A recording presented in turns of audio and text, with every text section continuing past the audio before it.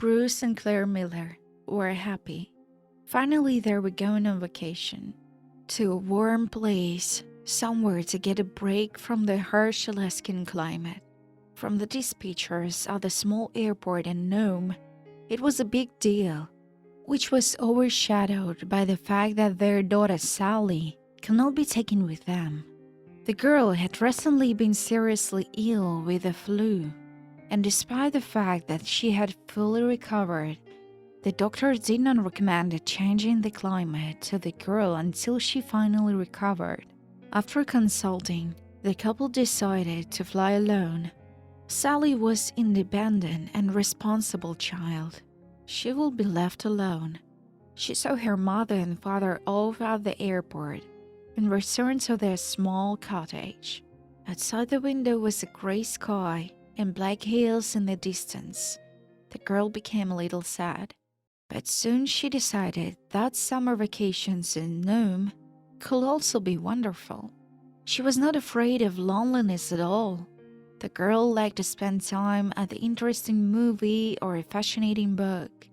To cheer up and socialize with friends, she will go to a local cafe to eat French fries, burgers, and coffee, where she invited a close friend, Angie Baker, whose house was in the neighborhood. The girl remembered running up to her, asking her out. Well, the girl had a rough childhood. She grew up without a father, and she had to work hard and help her mother around the house, feed her young brothers, and there were two of them, and clean up after them, cook and wash dishes.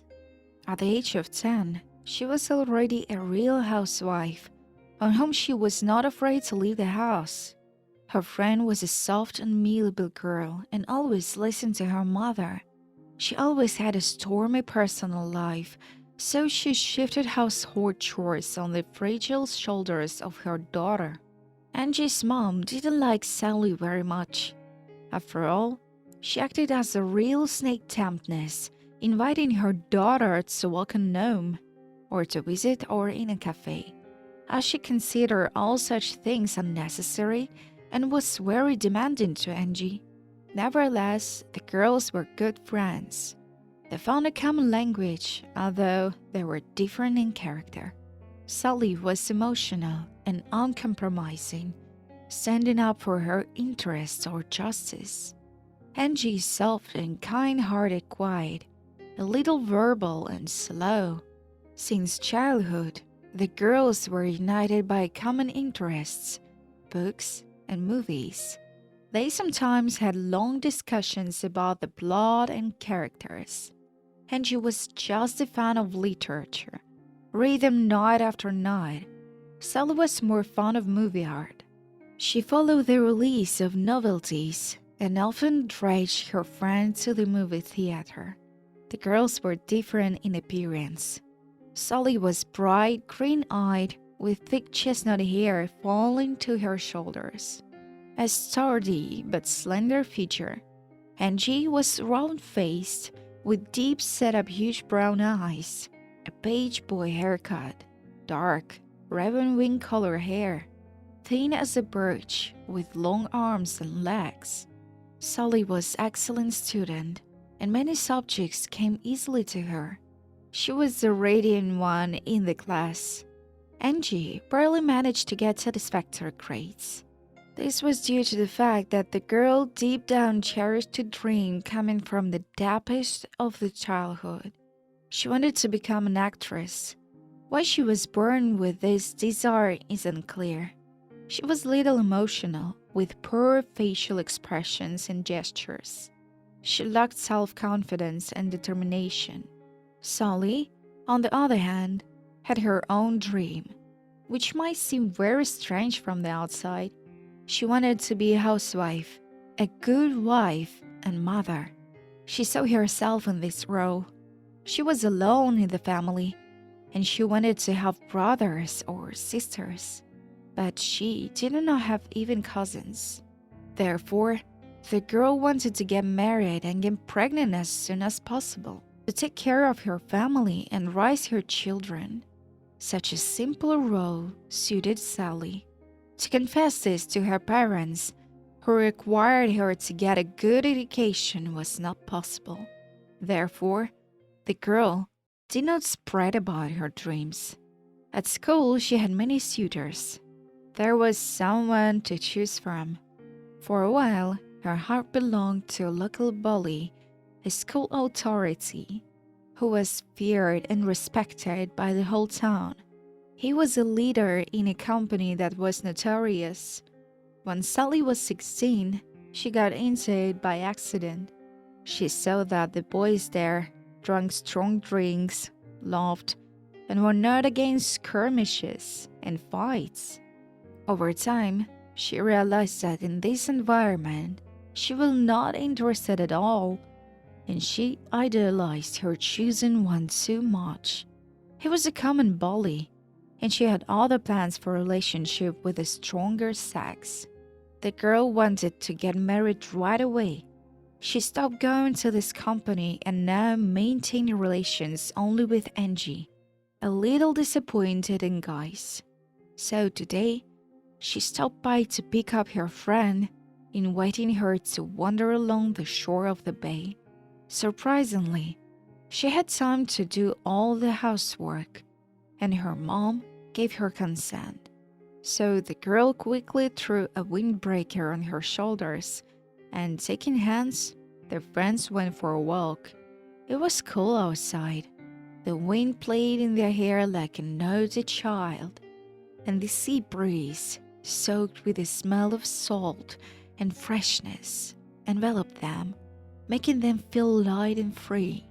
Gravel crunched under their feet, mingling with the distant cries of seagulls, which now and then flew over the heads of the girls, as if showering their infinite freedom.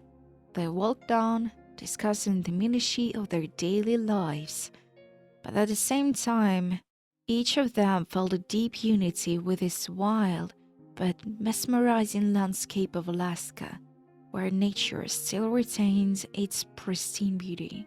The shore was empty, but then ahead they noticed a strange man sitting by the water. As the girls got closer, they were able to get a good look at him. He was covered in mud, with disheveled hair, and a week's worth of stubble on his face. "Excuse me? Are you by any chance a bum?" And she couldn't help her curiosity. The guy smiled and replied, "You could say that, honey, because I don't have a home and I live in a town by the river. But seriously, I'm just trying my luck. Like all newcomers, I'm hoping to find gold. Are you, by your chance, princess, who lost your crowns on this deserted shore?" Angie and Sally laughed. The guy was nice, and they got to talking. He told them a little about himself, about being from Texas and being 25 years old. He introduced himself as Bruce White. Sally looked at him with interest. The guy's appearance only seemed unattractive at first. She admired his blue eyes, touched by shining like two bright stars against his withered face. His swarthy, weathered skin and black hair braided in careless pigtails made him look like an Indian. His clothes, tattered and enraged, bore the marks of time, as if each torn thread told its own story of life without a roof over his head. His whole appearance seemed somehow mysterious and appealing. While talking, the company of the girls and the gold digger did not notice that the sunset had fallen to the ground. Suddenly, a strong wind blew from the sea. Bruce told the girls to take him under the arms on both sides.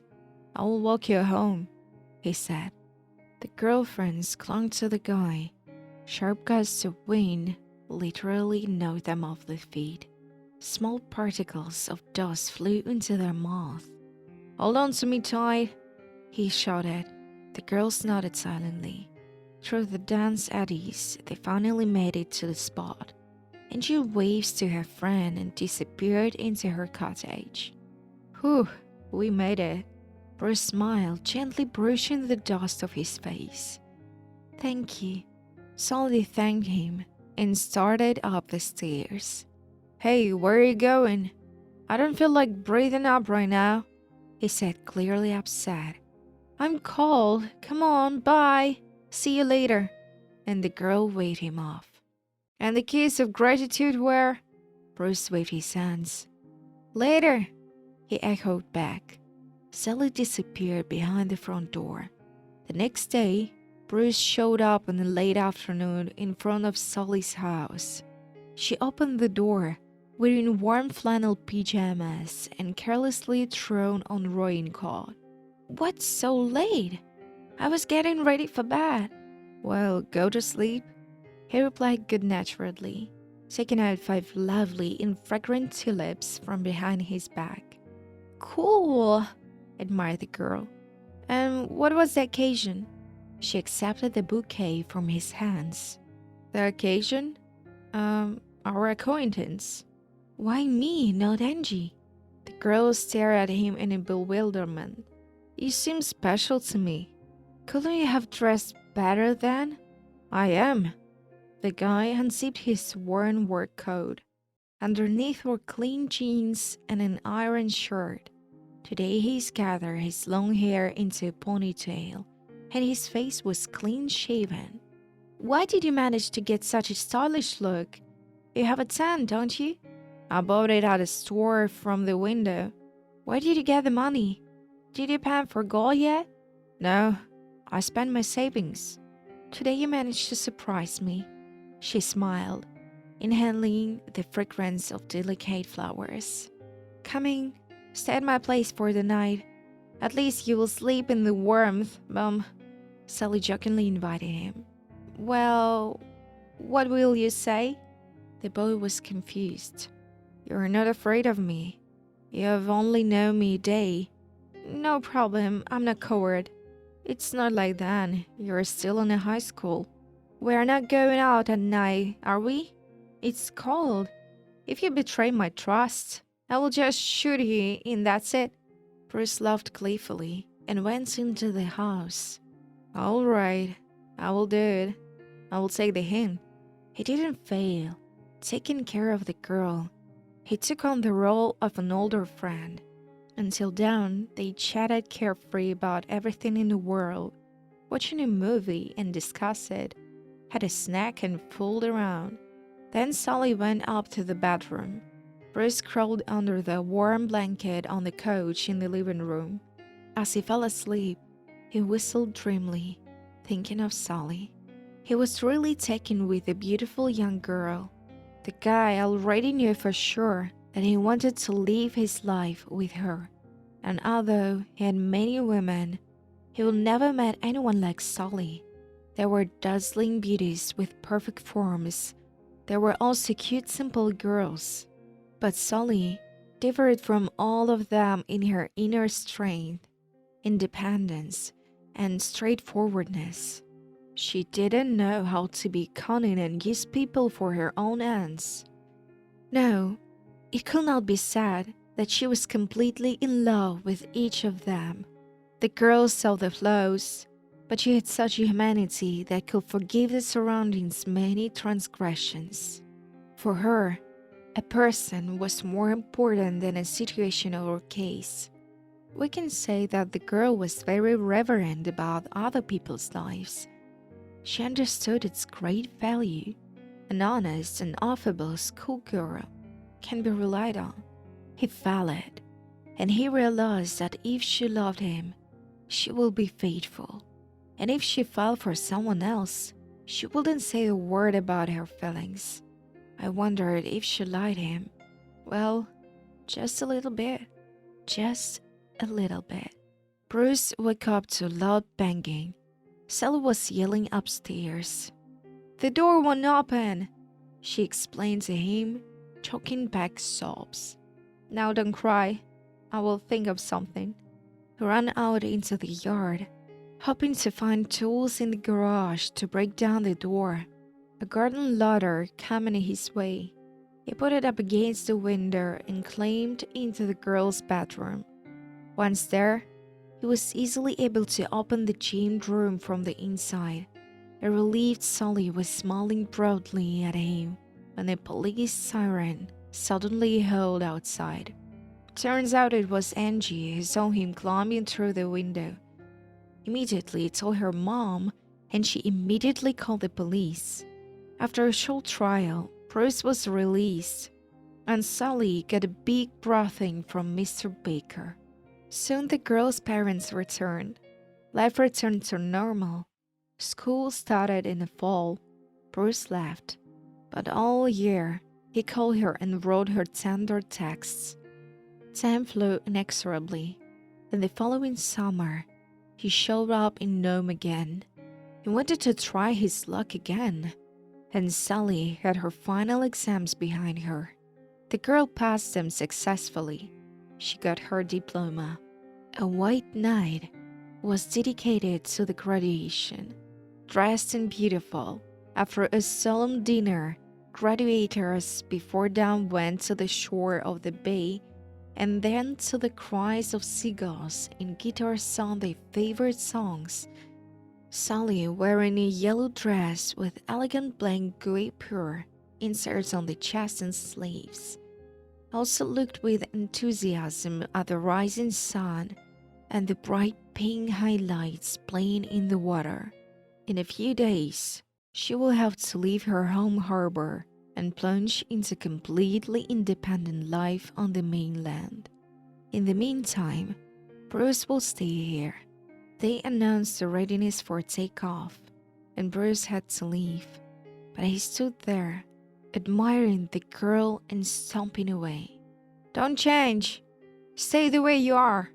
He shouted his farewell. Sally nodded and waved her hand at him. Then she watched with fascination as the plane lifted off, and her little northern paradise shrunk and soon became a tiny speck of color. In her new life, she had forgotten all about Bruce, graduated and married. For a long time, taking care of her family and work occupied all her thoughts. That was until her husband left her with 3 children for a young neighbor.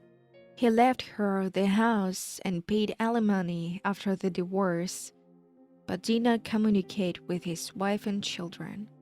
Even so, it was hard for Sally to see him every day on the street, and she made the decision to quit her job and return to her father's home in Alaska. Her parents had already died, and he was all to herself. There, unnoticed, Sally became addicted to alcohol, and there is no telling what would have become of her if not for one incident.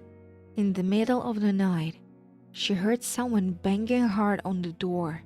With difficulty opening her eyes, the woman felt that she was still drunk from the evening. She sat up on the bed, trying unsuccessfully to fumble for her slippers. She couldn't find them. Shaking her head, she set off barefoot in the direction of the sound. It was the kids' pondling. Steve was cursing, the girls squealing exhaustedly. The door was jammed shut, and they couldn't get out of the room. Sally pulled on the handle to try to open it, but it wouldn't open. "Mom, I came in to talk to the girls before bed, and I couldn't get out." Sally's drunken stupor was gone, and she was terrified for the lives of her son and daughters. Calm down, she asked the children. "I'm going to get help." The woman was rushing around the house in confusion, and then through the window she saw a man wandering past the house. Undressed and barefoot, she jumped out into the cold and called out to the passerby. But he didn't seem to hear, because he was on the other side of the street. There was a blizzard there that knocked Sally off her feet. She rushed to the tramp, grabbed his arm. "Please help. We have a jammed door at the home. We need a man's strength. I'll pay you." The man's face was covered with snow, and he was dressed like a hobo, but Sally sensed that he had recently worn perfume. That strikes her as odd.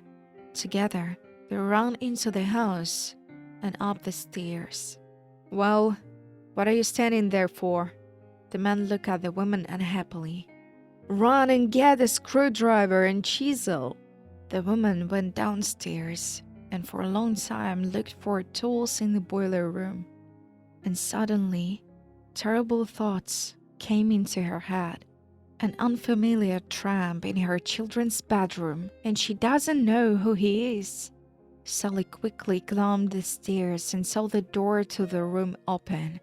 Slowly she began to move in its direction. The stranger was sitting on the bed with the girls. A confused Steve stood next to it.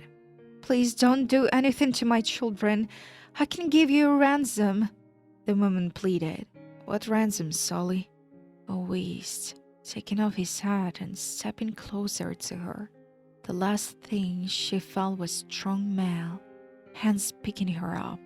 The next morning, she woke up on a clean bed, carefully covered with a plaid blanket. Remembering the events of the day before, the woman rushed to the children's bedroom. Grabbing a heavy vase from the room, she ran in and could not believe her eyes. There was no snow on the face of the man who had been fixing the lock on the door with her son, and she recognized him as Bruce White. That must be it. White fever. She staggered, dropping the vase to the floor. "Madam, no more fainting." Bruce put his arms around her. "I'm sorry, but I'm running the place." Sally rubbed her eyes. "Is that the ghost? Is it really him? What are you doing here?" Sally asked in surprise. "You called me. Don't you remember?" "I was passing by. I've been here a long time. I didn't get married. I couldn't forget you. And I was always watching your life. I wonder about your parents while they were alive. So at their funeral, you're a big family. Thought you were happy. Didn't want to intrude. Except ask you not to change. Didn't I, my dear?" He turned to the children. "I knew your mom differently. Beautiful, strong, and unbending." "Yeah." 10-year-old Steve shook his head. "That's not true now." "Stop embarrassing your mom," Claire said. "She's the same, she just lost her way." After those words, 5-year-old Victoria felt so bitter that she suddenly cried. She needed those tears, though she almost never showed them to anyone. "Mom, what are you doing?" The children wailed in unison. "I've got to get cleaned up." Sally turned away ashamedly. She went to her room, threw off her dirty clothes, took a shower. Then she put on a warm tracksuit and went downstairs to the kitchen. Appearing out of the blizzard, as if from the past, Bruce in her house. What kind of coincidence is this? What is this? A change for recovery? A chance to free herself from her vice and return to normalcy? Yes, the tragedy had not left her heart, but she thought of the children. They need a strong and friendly family, and Bruce provided his love. He carried it through the years. He was her earthly guardian angel. So we can try again, she pondered as she made breakfast. "Bruce, guys, come downstairs. Eat," shouted Sally. And in a minute, the whole family was gathered around the table. As the children thanked her and went upstairs, Bruce took her hand and put something in it. Sally stared at her palm in amazement, at the small golden bar. "You found it after all," she said admiringly. "Yes, but more importantly, I have found you again." "Surely, Lux loves people like you," Sally smiled. She spoils those who do not give up and believe. He agreed, kissing his beloved.